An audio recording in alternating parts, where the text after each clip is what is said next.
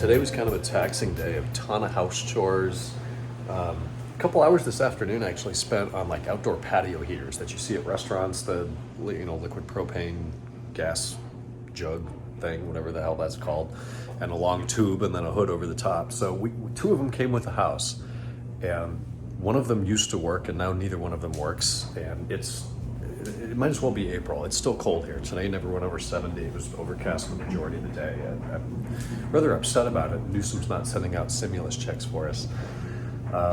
Anyways, I've kind of taken it upon myself to try to make those work. And I remember a couple years ago, you could go into Home Depot and they had a whole aisle of like grill and patio home heater type things, and they had the igniters and the valves and the switches and the handles and the hoses and all the parts that go into those. So I thought if I could take it apart and figure out if it's the igniter or a check valve or an electrical issue, then I can probably figure out how to fix this. So I got it apart, figured out that everything looks really crusty.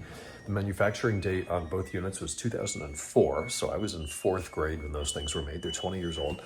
I went over to Home Depot, spent like 20 minutes walking around, couldn't find shit. So I went up to the customer service desk and asked where those parts are, and they're like, oh, well, we only sell some of them online, but we recommend replacing the heater once it ceases to function. And I'm thinking, in this era of sustainability, why are we throwing away a $300 heater and all this metal and all these components if you only need a new igniter or a new valve or whatever component failed? Those are 8, 10, 12, even 20, even $50 parts versus a several $100 new unit. And Kevin's point is right. The manufacturers, the businesses only care about bottom line, and sustainability becomes a sexy advertising point and nothing more. So I did some research on them. I found the manual online as a PDF with all the part numbers of the different components. I spent about an hour searching the internet for those parts. They don't exist anymore. Everything's NLA. So we have 2 of them. I took one of them apart, threw it away. It filled up the trash can. Complete and total waste. Like the body and casing and everything on there is totally fine. I just need new guts, and the guts are the cheap part, and you can't buy them.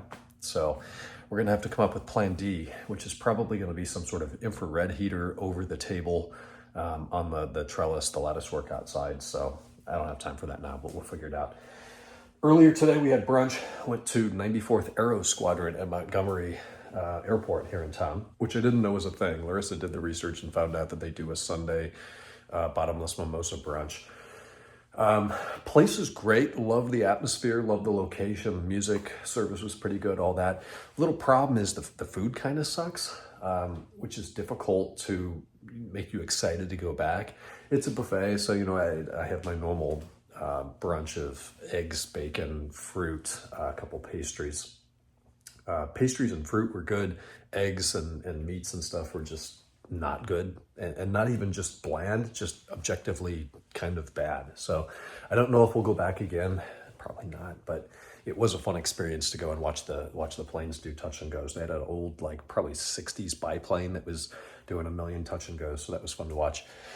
But as I said, largely a house day. So we've got a ton of work to do this week. I kind of started my inbox tonight, got some things cleared out, but it's going to be a very taxing Monday, and I'll speak with you then. Good night.